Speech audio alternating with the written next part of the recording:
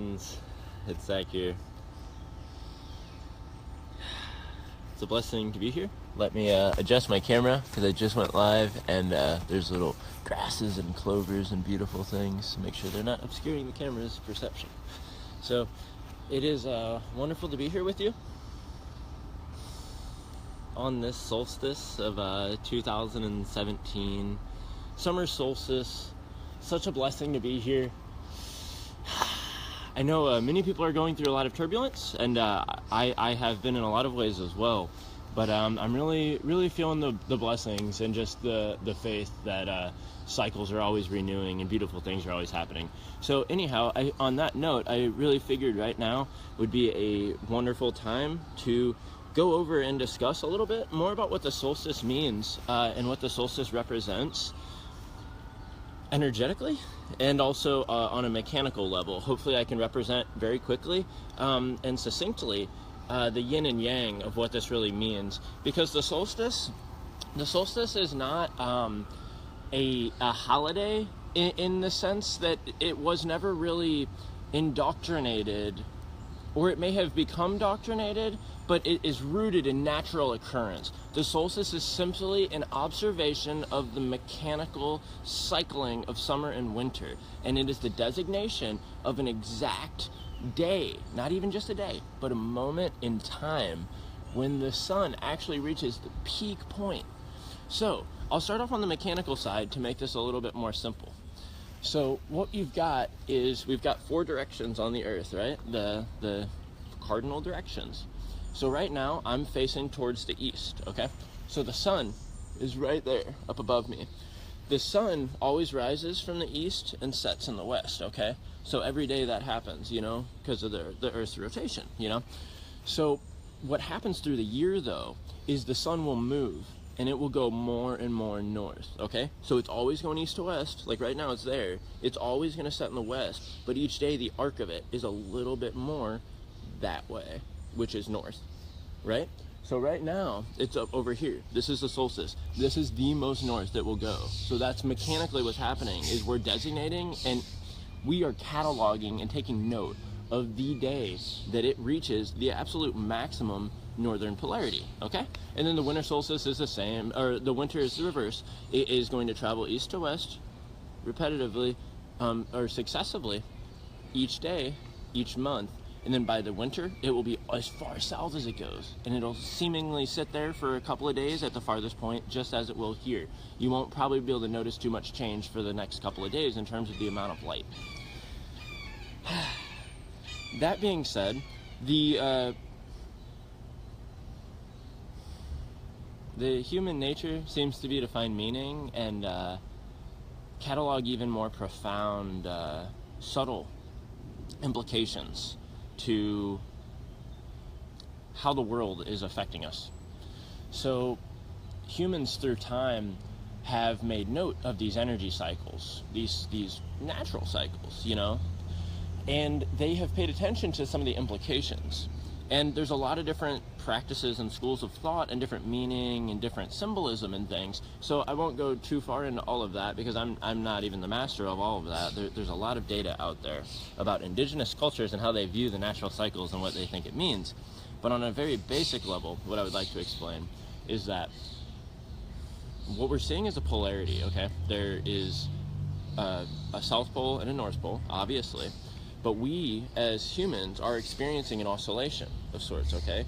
Each year, we go through an oscillatory, I think that's the word, cycle, where we go towards a peak of one side here, a peak of a certain energy field, okay? Literally an energy field, but also mystically speaking.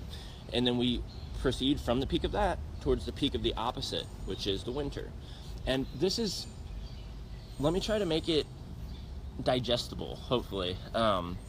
This isn't just simply anything mystical. The same cycle, the same energy cycle, these polarities, this oscillation occurs on a daily basis. This is what we see as the day and the night. This is what we see as the summer and the winter. It's not really, we're not really grasping for straws and trying to like apply blank meaning to things in these observations. We're really just looking at these cycles. So that being said, The model that works most easily for me is yin and yang, a Taoist ancient wisdom. But yin and yang energy, without going too far into it, are just opposite polarity energies that are intimately connected. And that's why on the yin yang, the black is in the middle of the white and the white's in the middle of the black and everything. So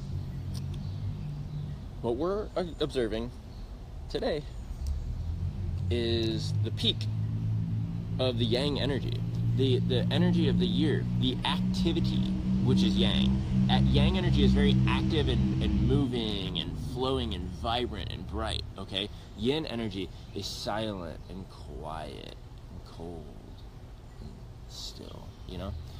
So you can see these represented. What is the daytime right now? You know, it's going on, you know, afternoon. The bugs are out, the birds are chirping, the sun is shining. I mean, it's obvious, you know.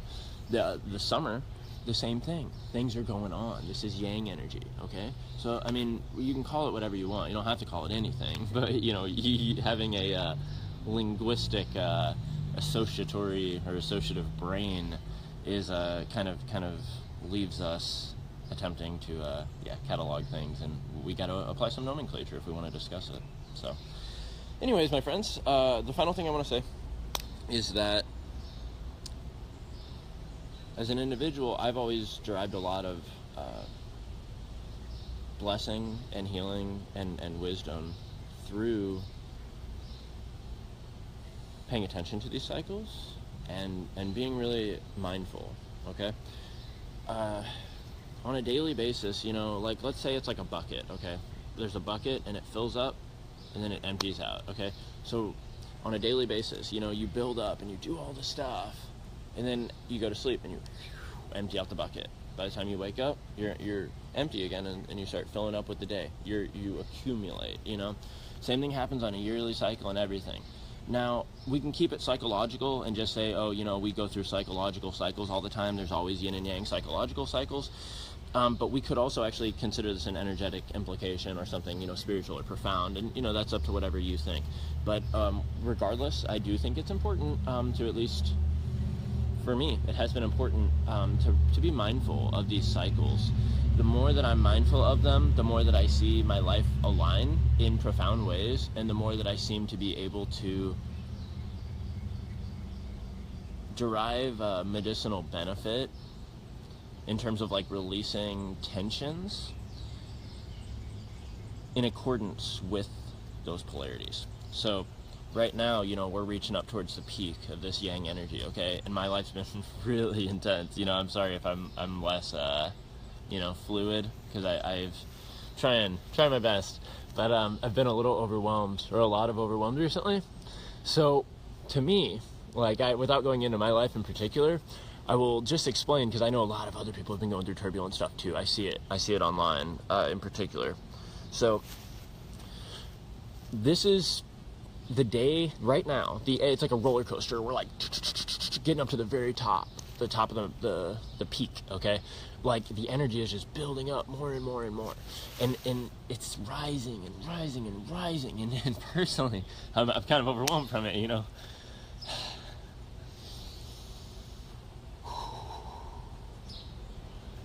But that's okay, because that's life cycles. And what I want to emphasize though is that at 11, I think it was 11:24, I posted it online today. I'm in the central, I'm in St. Louis. At 11:24, this energy will reach its absolute peak. Okay? In some way, my currents, my emotions and mind and all this crazy stuff going on, is part of it, okay, will reach a peak. And although that's a little startling, it also is relieving to consider, because I'm kind of exhausted from it. And what I've been doing for years is, leading up to the solstice, I will meditate, right? For about 20 minutes, 15 minutes, maybe a half an hour beforehand, just try to meditate and be totally still and pay attention to what's happening in me and what's around me, okay? And then I wait and I just listen and I feel, you know? And I've done this for probably, I guess, 8 or 9 years now. It's kind of building up.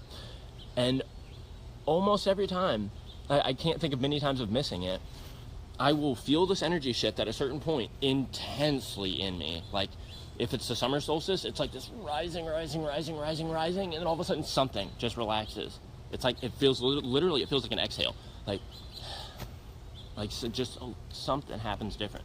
And then I take note of it, but then I'm like, oh, I'm going to keep meditating because, you know, I might be tricking myself and all that. I meditate, and then a couple minutes later, I just keep feeling it, and I'll look at the phone, and it's like 2 minutes past the peak of it. You know, I'm like, seriously, I've been strangely surprised at how capable I have been able to identify the actual peak point. The point I'm, I guess the value I would like to share with you all, my friends, is that through doing this, it's been very effective for helping me to align my natural cycles, or align my cycles with the natural cycles, align it with this beautiful reality, with this creation. And through doing that, it helps me to transcend some of the limitations and the boundaries that I might have as an individual. And it helps me to it's essentially riding a wave that's already there. It makes life less of an uphill battle. And there's a lot of different mystical practices with the moon, and I think the moon's a really cool one too, because the same thing happens with the moon. It's just a different layer, a different dimension, if you will, you know? And that's up to, you know, your own discernment to ponder on the meanings and the implications of what the moon cycle does to you, as opposed to what the solar cycle, the yearly cycle does to you, or the daily cycle, you know, the Earth's revolution cycle. That's all up to you, or you can just say, this is loony, and throw it out. But the mechanical part might still be interesting to you. Like I said, I mean, this isn't like wacky mystical stuff. I mean, it's literally the sun moving through the sky in an arc pattern that is directly notable, and it follows the same pattern year after year. I mean, this isn't like a date somebody made up to, you know, honor some deities or anything. This is just looking at the earth. This is just looking at how this beautiful creation flows, how the clock ticks, you know, how it just keeps flowing. So anyways, guys, I love you all, and I don't want to make this too long and unbearably viewable. As perhaps I shouldn't apologize for being emotional, but I hope it wasn't too overwhelming or anything for anybody. But I'm really, really grateful for this community, and I'm hoping to share from a selfless angle and a selfless intent, and that's what this goal was here. So yeah, thank you all for being here.